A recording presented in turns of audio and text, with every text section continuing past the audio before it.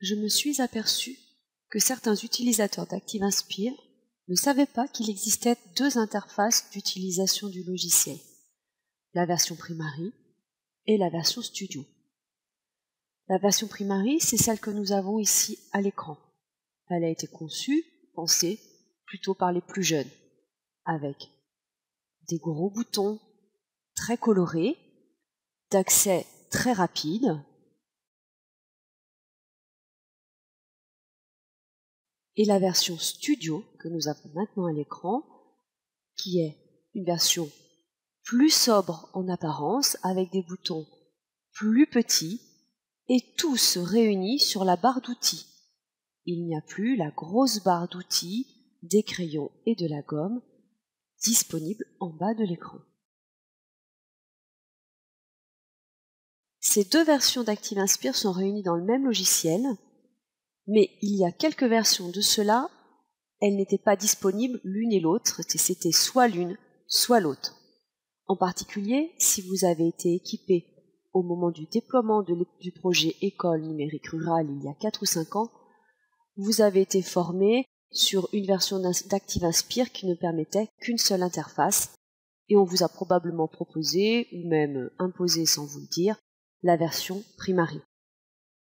Désormais, les deux versions sont réunies dans le logiciel et on peut choisir laquelle utiliser. Il faut bien sûr pour cela que sa version du logiciel soit à jour. Pour cela, c'est dans le Aide, rechercher les mises à jour. Si c'est le cas, il est possible très simplement de passer d'une interface à l'autre. Pour passer d'une interface à l'autre, nous avons besoin de la petite fenêtre tableau de bord qui apparaît au lancement d'ActiveInspire. Si vous ne l'avez pas fermée, elle est toujours disponible sous votre paperboard, la voilà. Pour passer d'une interface, donc ici Studio, à l'autre interface, donc Primary, il faut aller sur l'option Configurer, puis cocher la case au prochain lancement, utiliser l'apparence primaire. On ferme, et donc, comme l'indique l'infobulle, il faut à cet endroit-là quitter le logiciel et le relancer.